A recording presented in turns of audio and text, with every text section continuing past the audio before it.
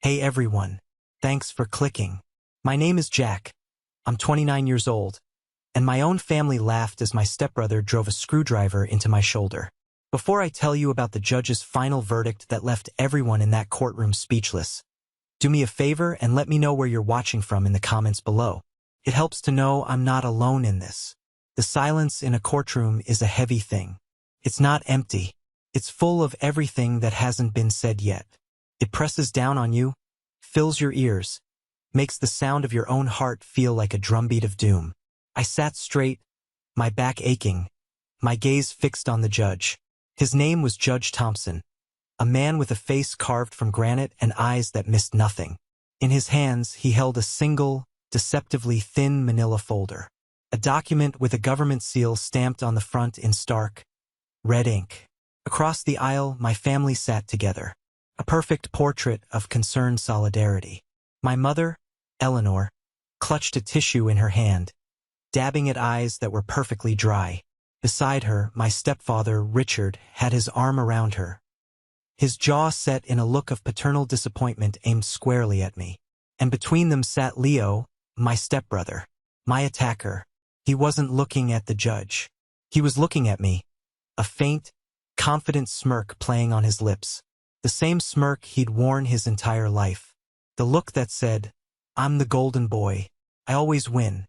Their lawyer, a slick man named Mr. Davies, had just finished his closing remarks, painting me as an unstable, jealous, and overly dramatic young man who had exaggerated a simple family squabble. He used words like history of outbursts and a cry for attention. My family had nodded along to every lie. Judge Thompson cleared his throat, and the sound echoed like a gunshot in the stillness. "I have here," he began, his voice low and steady, "a report submitted by Mr. Jensen's legal counsel, provided by his employer." He opened the folder. The room held its breath. Leo's smirk widened just a fraction. He thought he knew what was coming. They all did. They thought this was the final nail in my coffin. The judge's eyes scanned the first page.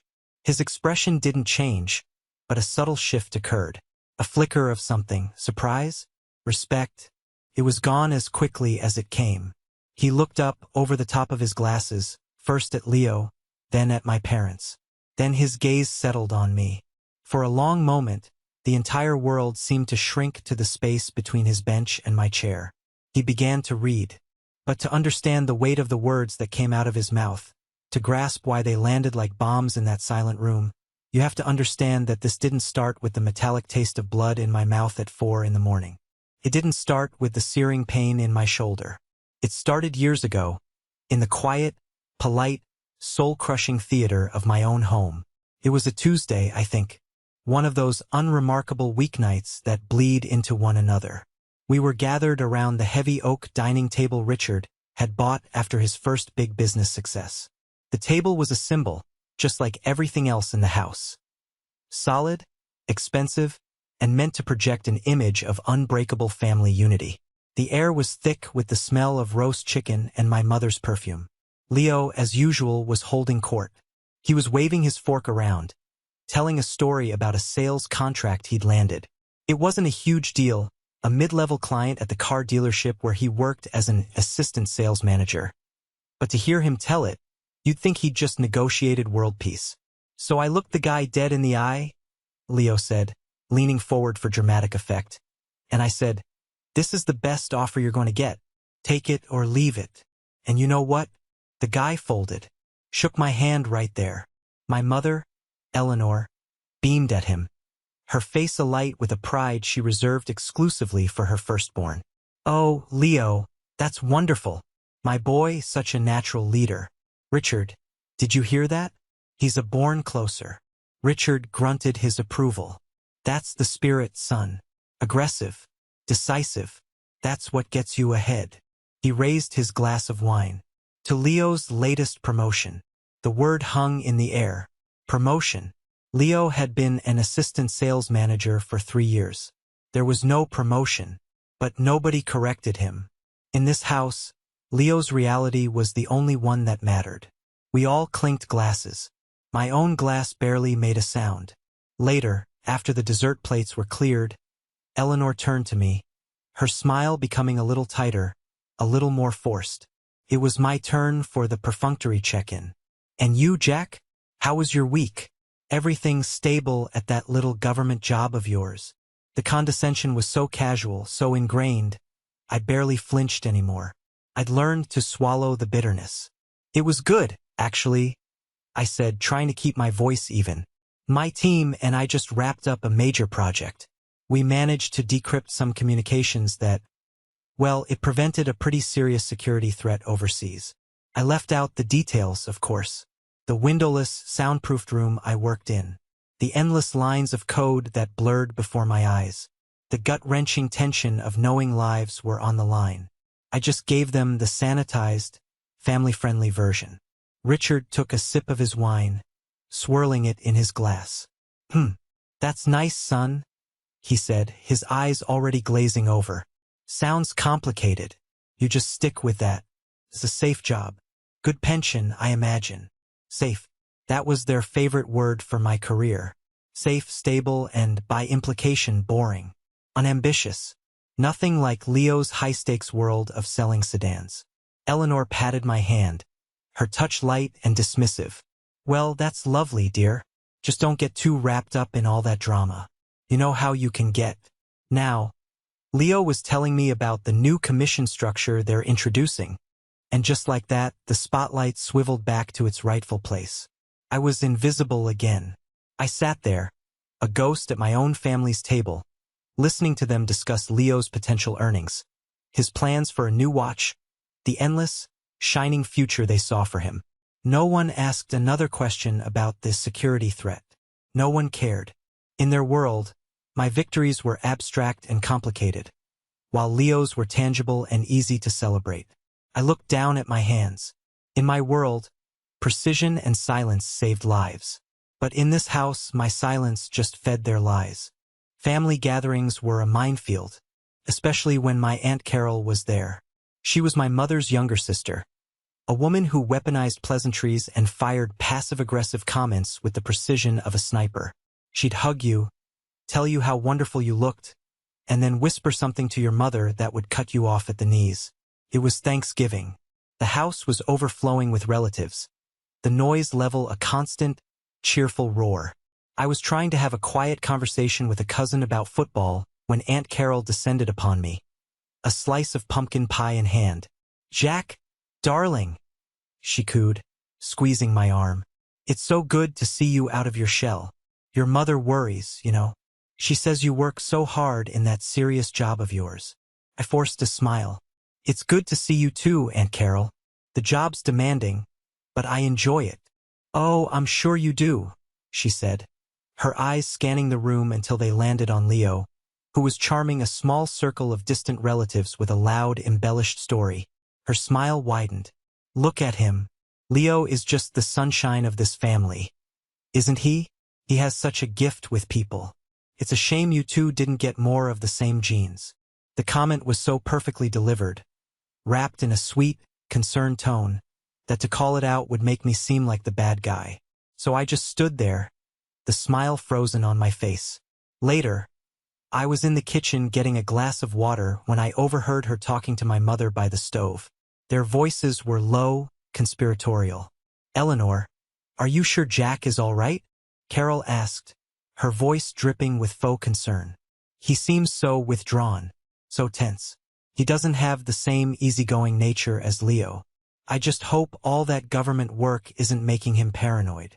My mother sighed, a long, weary sound. "Oh, you know Jack. He's always been sensitive. He reads into everything. He takes things so seriously. I tell him, just relax, enjoy life a little. But it's like talking to a brick wall. Richard thinks he hides behind his work because, well, you know, he's not as socially gifted as Leo." My hand tightened around the glass. Sensitive. Reads into everything. These were the words they used to dismiss my feelings, to invalidate my reality. They weren't seeing a son who was being systematically ignored. They were seeing a problem child who refused to be happy. Carol patted my mother's arm. "Well, you're a wonderful mother for trying. Can't be easy, raising two boys who are so different. One is a soaring eagle and the other is, Well, a steady rock, I suppose. A rock. Something to be ignored. Something to stand on to get a better view of the eagle. I stepped back from the doorway before they could see me. I didn't get the water. The lump in my throat was so thick I couldn't have swallowed anyway. I went out to the back porch, breathing in the cold November air, trying to slow the racing of my heart. I realized then that it wasn't just my parents. It was an entire system, a family narrative that had been carefully constructed, brick by brick, with Leo as the hero and me as the strange, moody, supporting character. And Aunt Carol was its chief architect. The 4th of July barbecue was an annual tradition. Command performance. The whole extended family, neighbors, Richard's business associates. It was my mother's Super Bowl, a chance to showcase her perfect home, her perfect garden, and her perfect family. The air was hazy with smoke from the grill and the sticky sweet smell of cut grass. Music played from speakers hidden in the landscaping. It was a picture of suburban bliss. But for me, it was just a bigger stage for the same old play. Leo was in his element, a beer in one hand, tongs in the other, flipping burgers like he was the king of his own little kingdom. He was telling everyone who would listen about his promotion. The lie had grown legs. Now it included a corner office and a bigger salary. Richard stood beside him, beaming, clapping him on the back. "That's my boy," he'd say to anyone nearby. I was talking to one of Richard's partners, a decent guy named George, about a recent trip he'd taken to Europe. He asked me what I did, and for once I decided not to be vague. "I'm a senior analyst for a federal agency," I said. "Mostly threat assessment." George's eyebrows shot up. "Wow, that sounds intense. Must be rewarding work." "It is," I said, a rare flicker of pride warming my chest. "I actually just received a commendation, a federal certification that only a small percentage of analysts manage to get." Before George could respond, my mother swept in, a tray of appetizers in her hand. "Oh, Jack, don't bore George with your complicated work stories," she said with a light, tinkling laugh. The kind of laugh designed to sound charming but felt like a slap. "It's a party. We're here to relax." She turned to George, her smile brilliant. "Did you hear about Leo's promotion? He's practically running the whole sales division now. We're so incredibly proud of him. He's a real people person, not stuck behind a desk all day." The implication was clear. My work was boring. I was boring. I was the anti-Leo. George, to his credit, looked uncomfortable. He gave me a sympathetic glance, but the conversation was over. Eleanor had steered it back to the family's star player. I excused myself, my face burning. I walked over to the edge of the yard, near the woods that bordered our property. I stood there for a long time, just watching the sunlight filter through the leaves, listening to the distant laughter from the party. The sound felt alien, like it was coming from another planet. I heard footsteps behind me. It was Leo. "Hey, bro," he said, his voice slurring slightly. He'd had a few beers. "What's the matter? Can't handle the spotlight being on someone else for a change?" "It's always on you, Leo," I said, my voice flat. "It's never not on you."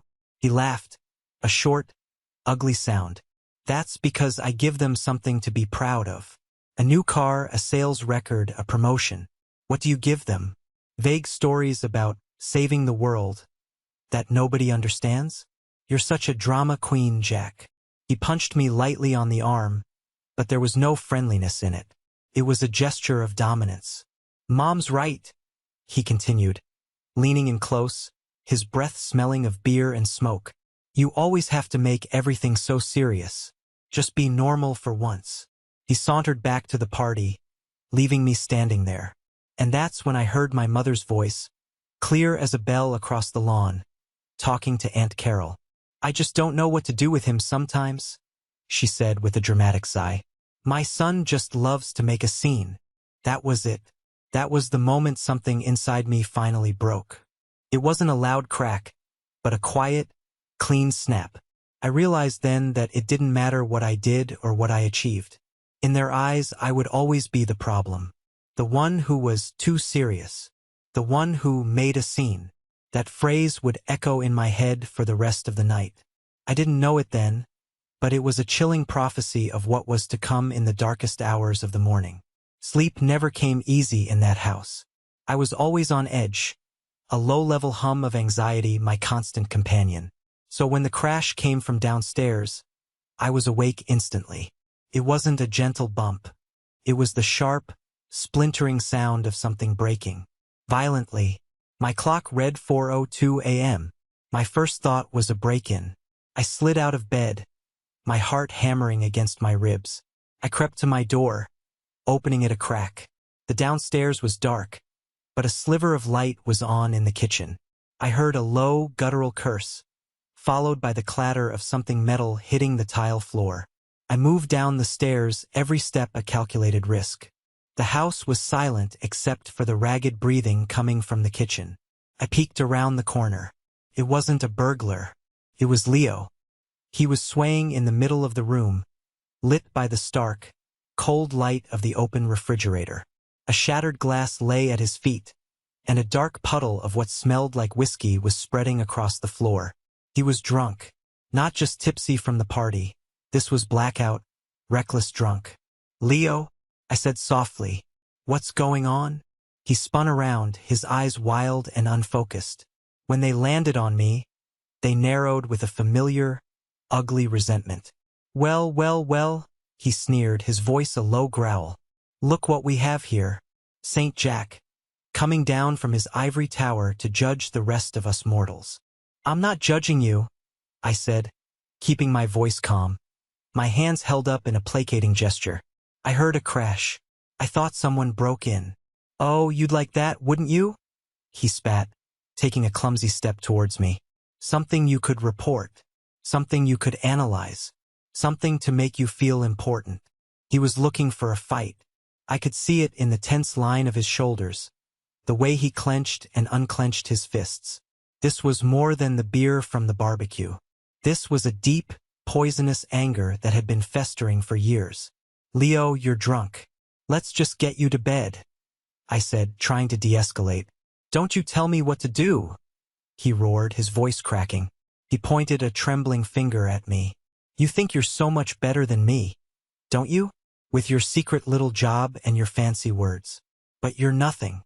You know what Mom says about you." I didn't want to know. I really didn't. But he wasn't going to be stopped.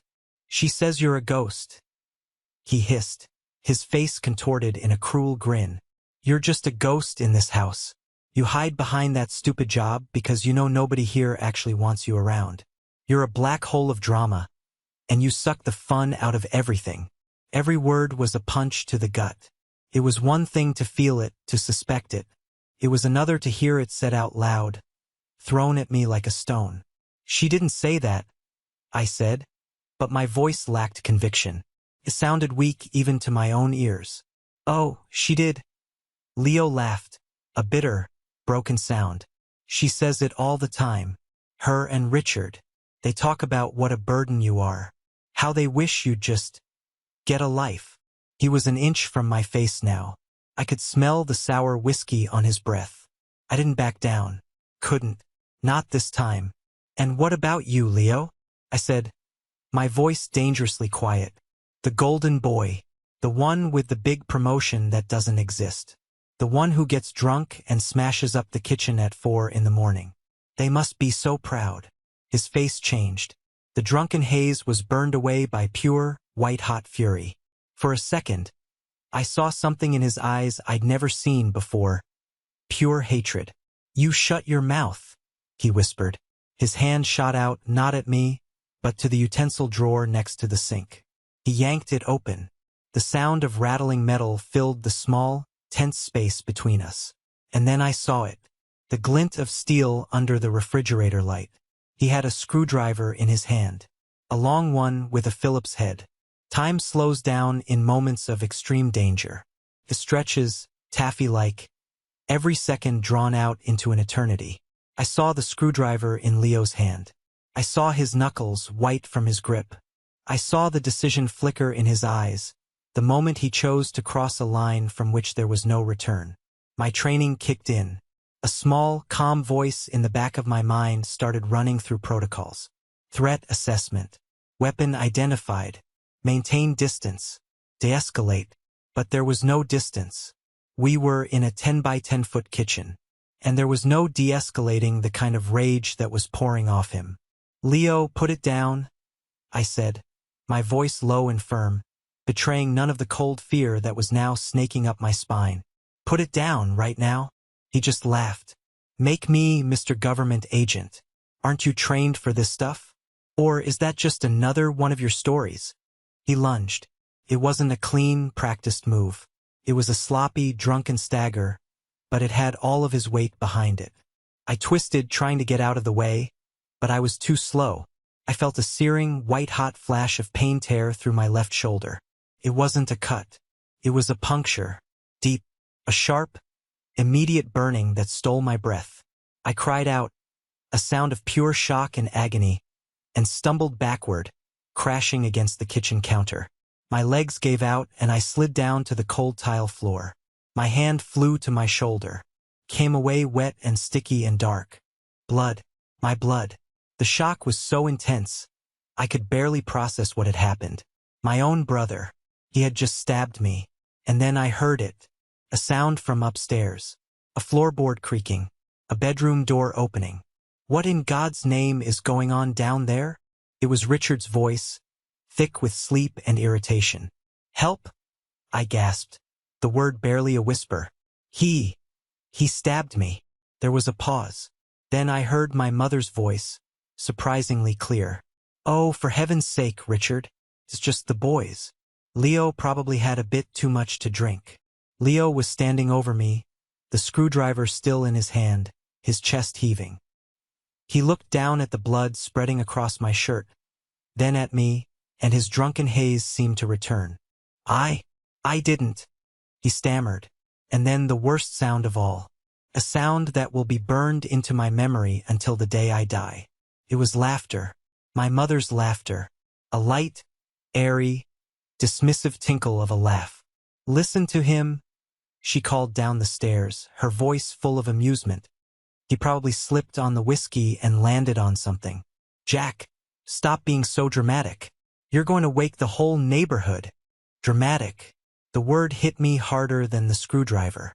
I was on the floor, bleeding from a puncture wound inflicted by her son, and she was calling me dramatic. My vision started to swim. The edges of the room went fuzzy. I looked at Leo, who was now just staring, dumbfounded. I looked up towards the sound of my parents' voices. They weren't coming down. They weren't calling for help. They were laughing. My hand fumbled for my phone in my pocket. My fingers were slick with blood, but I managed to grip it. I couldn't see the screen clearly. Everything was blurring, but I didn't need to see. Muscle memory. My thumb moved across the screen. A 5-digit code. A single button press. A duress protocol for federal employees. An SOS. The last thing I saw before everything went dark was the look of utter indifference on my brother's face as he turned and walked away, leaving me on the floor. The last thing I heard was my mother telling my stepfather to just come back to bed. Waking up was a slow, painful process. The first thing I registered was a dull, throbbing ache in my shoulder. The second was the sterile, antiseptic smell that can only mean one thing: a hospital. I blinked, my eyes adjusting to the dim light of a private room. And 4 was taped to my arm, a clear fluid slowly dripping into my veins. My shoulder was heavily bandaged. I tried to sit up, but a fresh wave of pain shot through me, and I fell back against the pillows with a groan. The door creaked open, and my parents walked in. They didn't look like the parents who had laughed from the top of the stairs. They looked rehearsed. Eleanor's face was a mask of concern. Richard looked grave and serious. Leo was not with them. "Jack? Oh, thank God you're awake," Eleanor breathed, rushing to my bedside. She reached out to touch my face, but I flinched away. Her hand froze in mid-air. "The doctor said you'll be fine," Richard said, his voice a low rumble. He stood at the foot of the bed, arms crossed, like a general surveying a battlefield. "Just a nasty puncture. They stitched you up." I stared at them, my throat too dry to speak. I waited for an apology, an explanation, anything. It didn't come. Instead, Eleanor pulled a chair close to the bed and sat down. She took a deep breath, the kind someone takes before delivering a difficult, but necessary, speech. "Now listen, Jack," she began, her voice soft and persuasive. "There was a lot of confusion last night. The paramedics came, the police. It was all very chaotic. Leo stabbed me," I croaked, the words tearing at my raw throat. Richard sighed, a long, exasperated sound. "Son, we need to be very clear about what happened. You were both drinking. Leo spilled a bottle. You slipped and you fell onto the toolbox that was by the back door. You fell on a screwdriver. It was a terrible, terrible accident." I stared at him, my mind struggling to comprehend the audacity of the lie. "The toolbox? It was in the garage 100 feet away." "That's not what happened," I said, my voice gaining a little strength. "Leo attacked me. You heard it. You were there." "We heard a commotion," Eleanor corrected gently, as if explaining something to a confused child. "And then we heard your shout. By the time we understood what was happening, you were on the floor. Leo feels just awful about it. He's a wreck. He keeps saying he should have cleaned up the spill right away." They had built a story, a neat, plausible lie that protected the only person they cared about protecting. They weren't here to see if I was okay. They were here for damage control.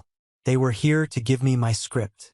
"The police will want to talk to you when you're feeling up to it," Richard continued, his tone leaving no room for argument.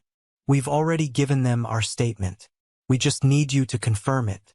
For the family, Jack. We can't have a scandal. Think about Leo's career. Think about the family's reputation. My career. My life. My wound. None of that mattered." I turned my head and looked out the window. The sky was a bleak, gray dawn. In that moment, I felt a cold clarity I had never felt before. The last, lingering thread of hope I'd had for my family's love, for their validation, was severed. It was gone. "I need to rest," I said, my voice devoid of all emotion.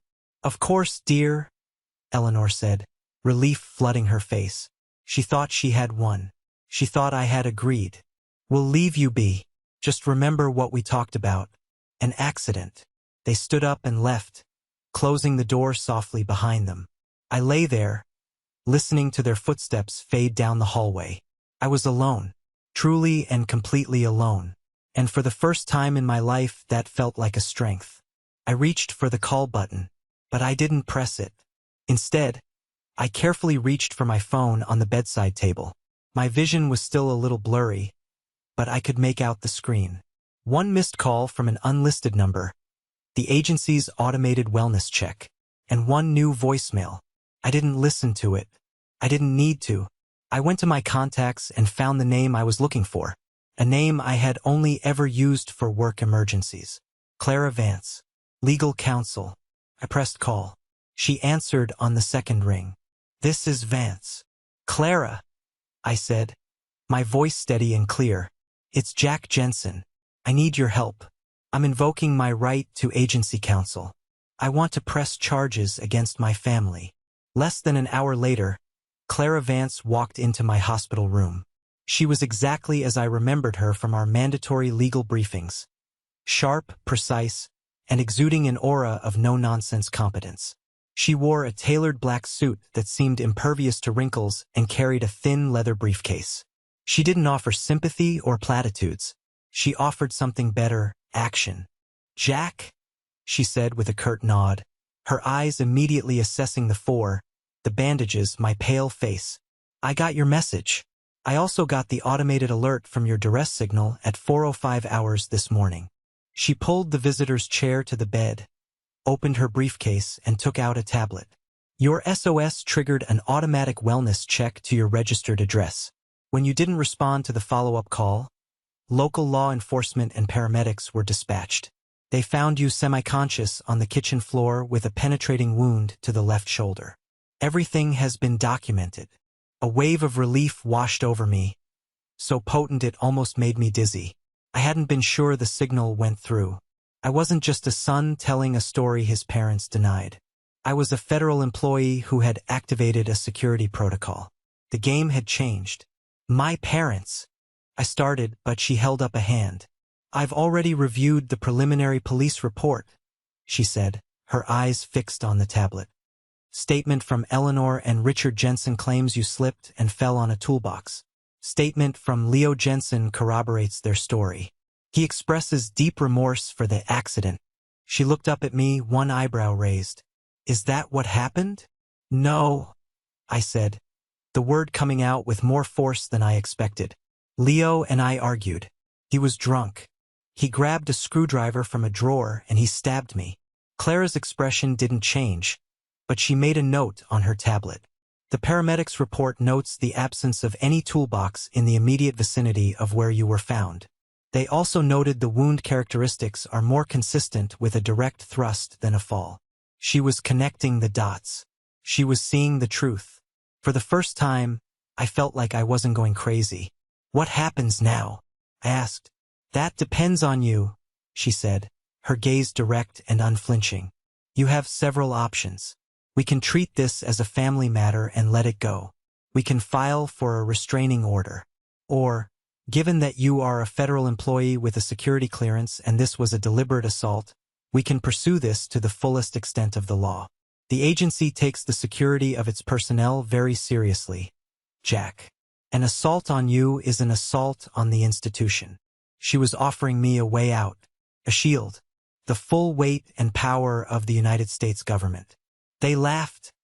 I whispered, the memory fresh and raw. When I was on the floor, bleeding, they stood upstairs and they laughed at me. Clara was silent for a moment. Her professional mask softened just a fraction. Then it seems you only have one option, she said quietly. We fight back. I've already taken the liberty of requesting a copy of the 911 dispatch records and bodycam footage from the responding officers. I'll also be petitioning the court for a warrant to test the screwdriver found at the scene for your blood and Leo's fingerprints. She was already 10 steps ahead. My parents will hire the best lawyer, I said, thinking of Richard's deep pockets. Let them, Clara said with a thin, confident smile. They can hire the most expensive divorce lawyer in the state. But he'll be bringing a knife to a gunfight. They think this is about family drama.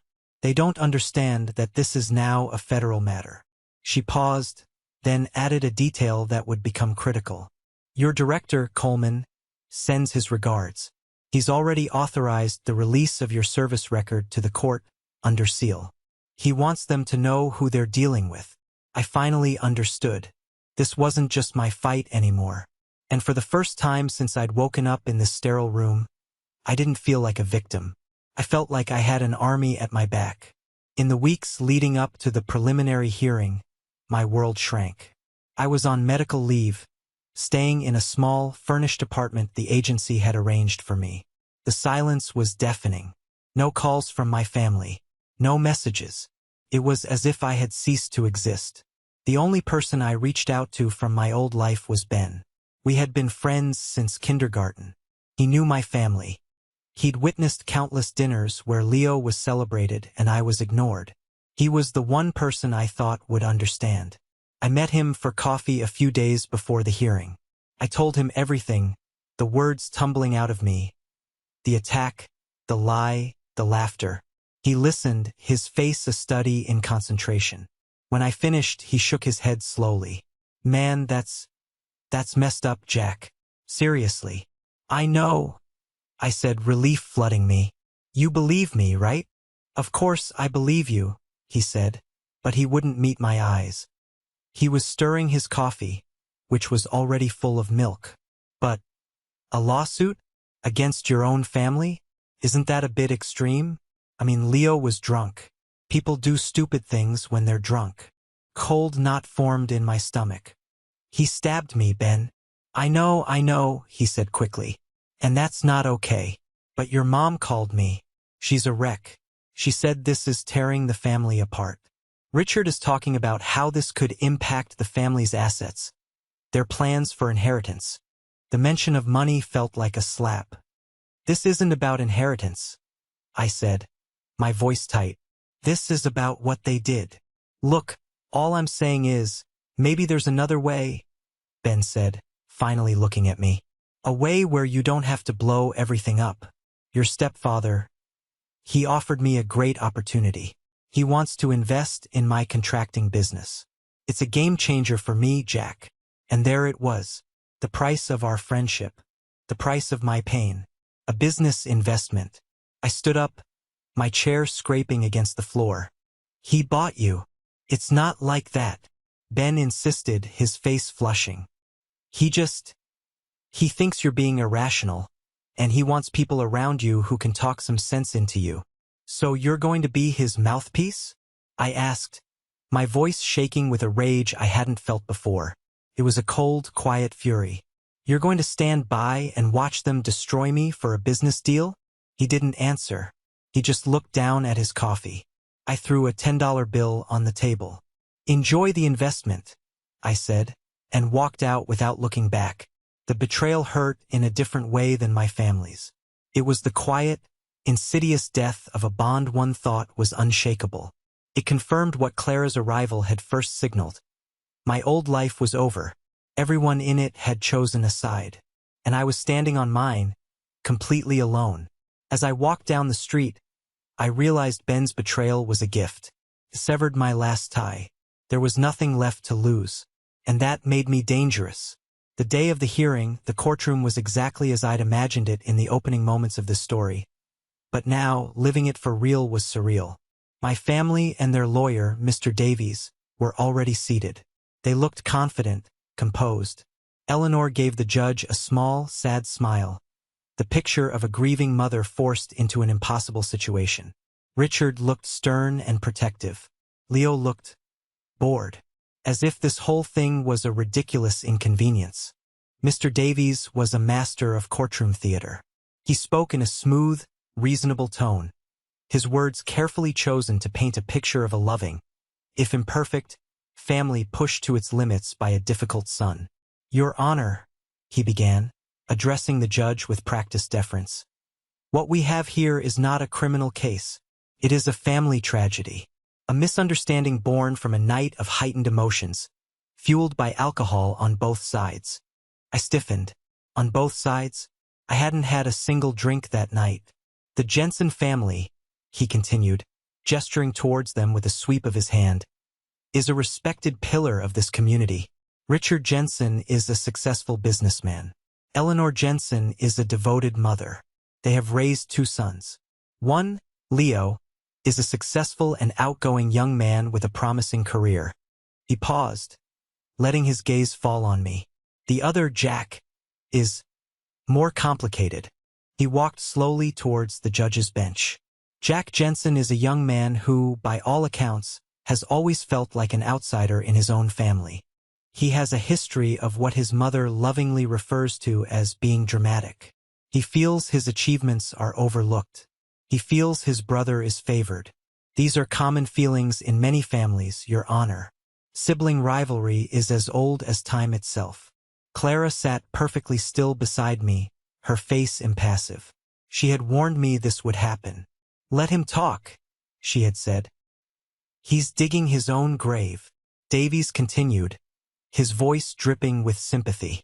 On the night in question, Leo Jensen admits he had too much to drink. He admits there was an argument. He is deeply, profoundly sorry for that. But his recollection and that of his parents is clear. Jack, in a state of agitation, slipped on the spilled liquid and tragically fell. The resulting injury was a freak accident. An accident that Mr. Jack Jensen, in his desire for attention, has spun into a malicious tale of assault to punish his family for years of perceived slights. He then called his one and only witness, Ben. My heart sank. I knew it was coming, but it didn't make it any easier. Ben walked to the stand, avoiding my eyes. He looked nervous but resolute. Davies questioned him gently. Mr. Collins, you've known Jack Jensen for how long? Our whole lives, Ben said quietly. And in that time, would you describe him as someone who is emotionally stable? Ben hesitated. He can be intense. He sometimes sees things in a negative light. He can blow things out of proportion. Blow things out of proportion, Davies repeated, letting the words hang in the air. Thank you, Mr. Collins. No further questions. Clara didn't cross-examine him. She just let him walk back to his seat, a portrait of shame. Davies gave his final flourish. Your Honor, this is a family matter that should be resolved with therapy, not lawsuits. We ask that you dismiss this frivolous request for a restraining order and urge the Jensen family to begin the process of healing. He sat down. My mother was openly crying now, real tears this time, tears of relief. She thought they had won. Richard put a comforting arm around Leo. It was all going according to plan. The room was silent, waiting for the judge to agree, to rubber stamp their narrative. They all looked at me, a mixture of pity and triumph in their eyes. They thought I was finished. They had no idea what was coming. Clara Vance stood up. She didn't approach the witness stand or the judge's bench. She just stood at our table, a pillar of calm in the charged room. Your Honor, she said, her voice clear and steady, cutting through the silence. The petitioner has no witnesses to call. A murmur went through my family's side. Davies looked smug. No witnesses meant no case. However, Clara continued, we would like to submit one piece of evidence for the court's consideration. A report from the petitioner's employer, submitted under Federal Seal 18 U.S.C. Section 3509. She walked forward and placed the thin manila folder on the clerk's desk. The same folder I'd seen in my mind's eye. The clerk handed it up to Judge Thompson. Davies was on his feet. Objection, Your Honor. We have no knowledge of this report. What possible relevance could Mr. Jensen's employment record have on a domestic dispute? Judge Thompson held up a hand, silencing him. He was looking at the red seal on the folder. The relevance, the judge said slowly, is for me to determine, Mr. Davies. Overruled. He broke the seal. The sound was a soft, tearing noise, but it seemed to echo in the silent room. He opened the folder. This was the moment that replayed in my memory. I watched his eyes scan the page. I saw the subtle shift in his posture. He read for what felt like an eternity. The smug look on my family's faces began to falter, replaced by a flicker of uncertainty. What could possibly be in that folder? Finally, Judge Thompson looked up. He took off his reading glasses and placed them deliberately on the bench. He stared at my family, not with anger, with a kind of weary, profound disappointment. Mr. Davies, the judge said, his voice now holding a new, steely edge. You have painted a picture of your client's stepson as an unstable, dramatic young man in a safe government job. This report suggests a different picture. He picked up the document. This is a security and medical report filed in the early hours of July 5th. It states that responding paramedics, dispatched after a federal duress signal was activated, found Mr. Jensen semi-conscious with a puncture wound consistent with a Phillips head screwdriver. Not a fall. Eleanor gasped. Richard's face went pale. It further states, the judge continued, his voice rising, that a screwdriver was found wiped clean on the kitchen counter, but preliminary tests for blood residue in the sink trap were positive. It also notes the blood alcohol content of Mr. Leo Jensen, taken by police at the scene, was 0.16, twice the legal limit. Leo shrank in his seat. The smirk was long gone, replaced by a look of pure panic. But that's not the most interesting part of this report, Judge Thompson said. He looked directly at me. This report also includes a summary of Mr. Jack Jensen's service record. It details his role as a senior threat analyst. It lists 3 separate occasions in the last 2 years where his direct analysis and attention to detail were instrumental in preventing acts that would have resulted in significant loss of life on foreign soil. It includes a commendation for grace and precision under extreme pressure. He put the paper down and leaned forward, his eyes burning into my parents. The safe little job you so casually dismissed involves a level of security clearance and responsibility that few people in this country will ever hold. The work you called boring saves lives. The son you called dramatic is, by the accounts of his superiors, a national asset. The silence in the room was absolute. My mother's mouth was open, but no sound came out. Richard looked like he'd been turned to stone. The judge's gaze was withering. It appears your son's precision saved other people's lives in the past. On the night of July 4th, his precision in activating a distress signal while bleeding out on his kitchen floor saved his own. He picked up his gavel. The request for a permanent restraining order is granted, effective immediately. Furthermore, based on the evidence presented in this report, I am referring this entire case to the District Attorney's Office for criminal prosecution on charges of assault with a deadly weapon and obstruction of justice. The gavel came down with a crack that made everyone jump. And Mr. Leo Jensen, the judge added, his voice cold as ice, I suggest you get a very, very good criminal lawyer. CTA moment. This was the moment. The moment the lies shattered and the truth, in all its brutal clarity, came to light. This was the moment I finally took back my own life. Thank you for staying with me until this point. You are incredible. If you could, please help me out by liking this video and commenting the number 1 down below, just so I know you made it here with me. It doesn't just help more people find this story. It lets me know that what I went through means something to someone else. Your support is the single biggest reason I can continue to share the rest of this journey. The aftermath was chaos. 2 bailiffs moved towards Leo, their movements calm and practiced. One of them pulled out a pair of handcuffs. The metallic click echoed in the stunned silence. Leo's face crumpled. The arrogance, the confidence, the lifelong certainty that he could do no wrong. It all evaporated in an instant, replaced by the terrified, bewildered look of a child who had finally been told no. Wait, he stammered, looking at his father. Dad? Do something. Richard was frozen, his face a mask of disbelief. He looked from Leo to the judge to me, as if he couldn't process the reality of the situation. But Eleanor broke. The spell was shattered. She lunged forward, grabbing Leo's arm as the bailiff tried to cuff him. No, you can't do this. He's my son. It was an accident, she shrieked, her voice shrill and hysterical. The bailiff gently but firmly removed her hand. Ma'am, please step back. She turned her desperate eyes on me. All pretense was gone. This was raw, primal. Jack, please, tell them to stop. You can't do this to him. He's your brother. Please, he didn't mean it. Her words washed over me. He's your brother. The same brother who had plunged a screwdriver into my shoulder. The same brother whose actions she had laughed at. I looked at her, at this woman who was my mother, and I felt nothing. The part of me that had craved her love and approval for so long was a hollowed-out crater.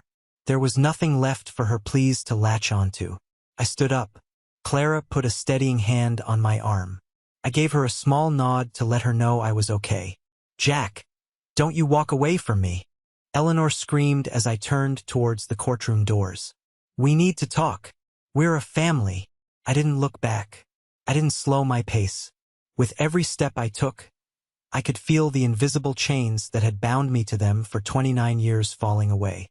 I walked past Ben, who was staring at the floor, his face ashen. I walked past Aunt Carol, who looked utterly horrified. I walked past all the ghosts of my past and pushed open the heavy doors.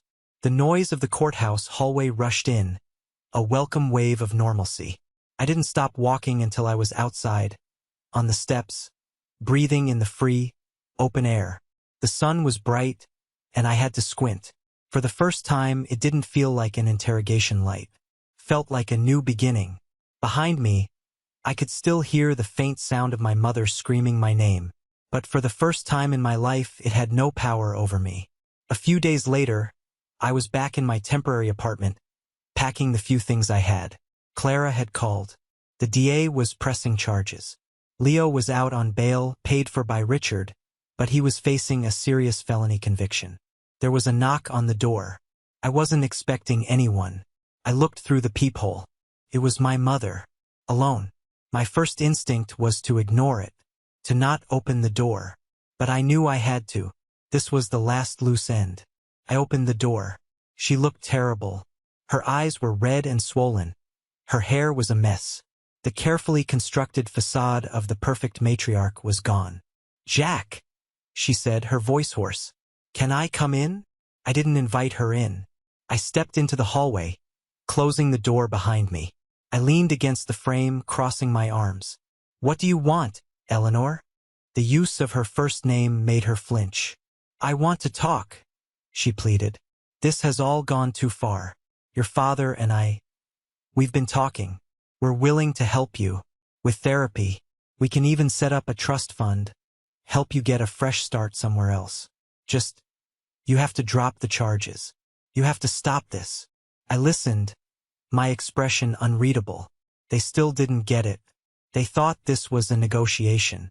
They thought my pain and my principles had a price tag. A custody battle over my own soul, and they thought they could just buy me out. "A trust fund," I repeated, my voice flat. "You want to pay me to pretend this never happened?" "It's not like that," she insisted, tears welling in her eyes again. "It's about healing. It's about getting our family back together. Your brother could go to prison, Jack. Prison. His life will be ruined." His life was ruined the moment he decided to be the kind of person who would stab his brother and then lie about it, I said. "His life was ruined the moment you decided to enable him, to protect him, to laugh while I was bleeding on the floor." "I wasn't laughing at you," she cried, a new note of desperation in her voice. I was nervous. I didn't know what was happening. I thought you were just being dramatic." There was that word again. Dramatic. "That's the problem," I said, my voice dangerously calm. "You never believed me. Not once in my entire life. You never saw me. You only saw Leo's brother. The weird one. The serious one. The dramatic one." I took a step closer, and for the first time she looked afraid of me. "I don't need you to understand my job anymore. I don't need you to be proud of me. I just needed you to be my mother. And when I needed you most, you failed." I turned and put my hand on the doorknob. "So no," I said, looking back at her one last time. "I will not be dropping the charges. This isn't about family anymore. This is about consequences." I walked back into my apartment and closed the door, locking it behind me. I leaned against it, listening as she stood in the hallway for a long moment. Then finally, I heard the sound of her footsteps retreating. The final, definitive sound of my past walking away. A year can change everything. I was standing in my new office. It was twice the size of my old cubicle and had a window that looked out over the sprawling, energetic city I now called home. After the trial, Leo was convicted of aggravated assault and sentenced to 3 years, though he'd likely be out on parole in 18 months. Director Coleman had called me in. He offered me a promotion, head of my own threat analysis team. A new city, a fresh start, a new life. I took it without a second thought. My new life was quiet, but it was mine. I had a small circle of friends from work, people who respected me for my mind, not for who my family was. We'd grab drinks after work, talk about data streams and geopolitical tensions, and for the first time I felt like I belonged somewhere. I was no longer a ghost in someone else's house. One Saturday morning, I was sorting through my mail when I saw a letter with a familiar return address. It was from my old neighborhood, but it wasn't from my family. The name on it was Martha Gable. Took me a moment to place it. Mrs. Gable, the elderly woman who lived next door, who was always tending her roses. My hands trembled slightly as I opened it. Her handwriting was shaky, the writing of someone who had spent a long time thinking about what to say. "Dear Jack," it began. "I am writing to you because I have a confession to make, and a conscience that will not let me rest. I am so terribly sorry. On the night you were hurt, I was awake. My husband's cough was bad, and I was up getting him some water. My kitchen window faces yours. I heard the shouting. I am ashamed to say I listened. I heard your brother say terrible, cruel things to you. And then I heard the crash, and I heard you cry out. It was a sound of real pain, and it frightened me. I wanted to call the police. I reached for the phone. But then I heard your parents. I heard them tell you to stop being dramatic. And I heard your mother laugh. In that moment I was a coward. The Jensens were a powerful family in the neighborhood. Your stepfather had a lot of influence. I was afraid of getting involved, afraid of causing trouble for my own family. So I did nothing. I went back to bed and pretended I had heard nothing. I read about the trial in the paper. I read that you got justice, and I was so relieved. But my silence has haunted me every day for this past year. I am writing to you now not to ask for your forgiveness, because I don't deserve it, but to tell you that you weren't crazy. You weren't being dramatic.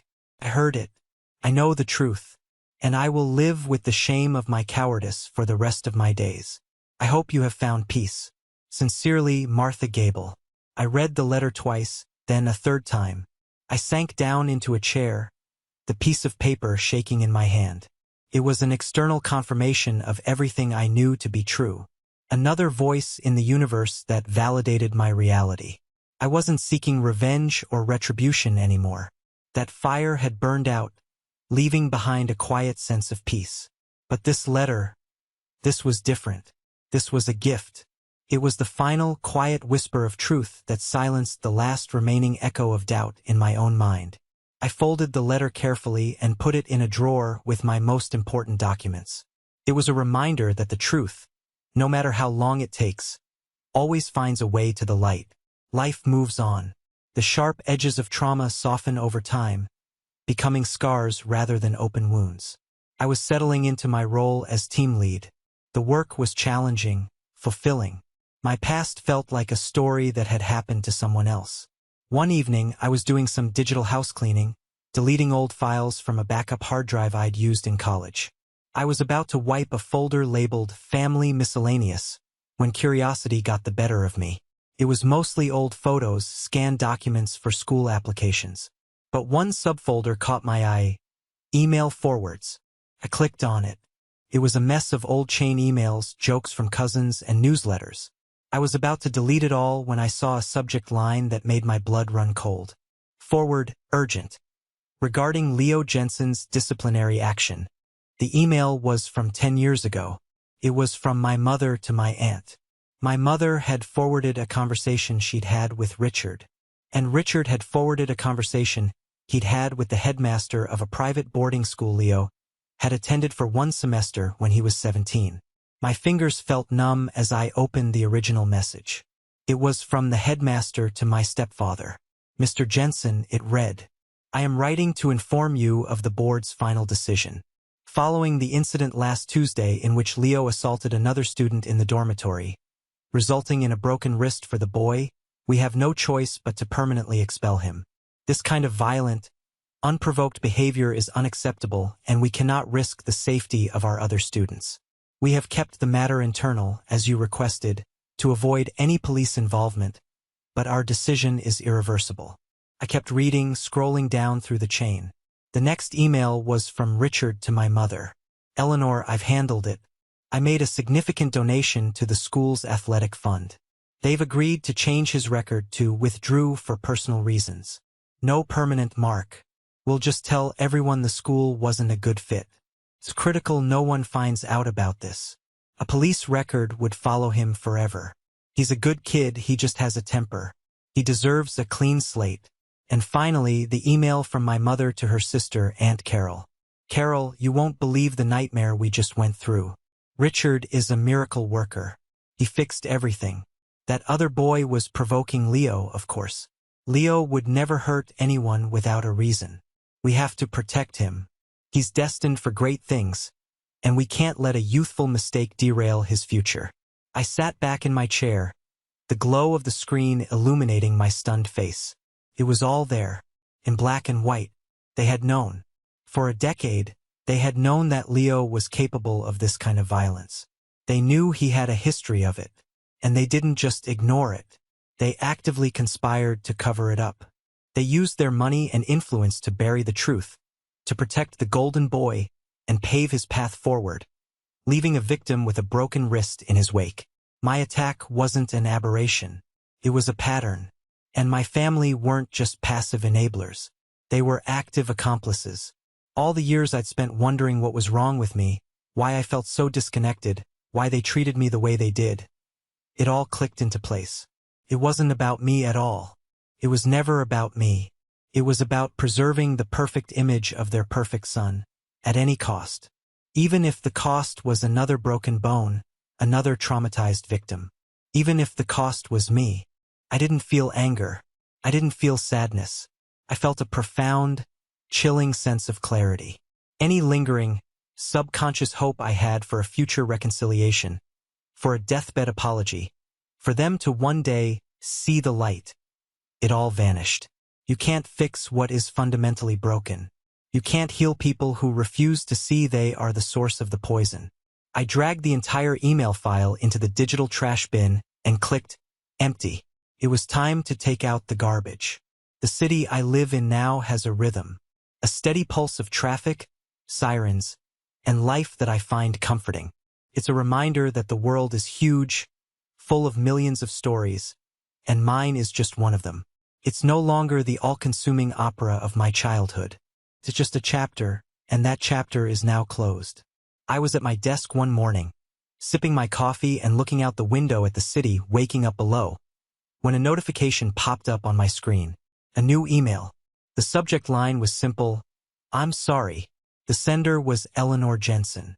A year ago, 2 years ago, my heart would have leaped into my throat. I would have clicked it open with trembling hands, desperate to read the words of contrition, the apology I had craved for a lifetime.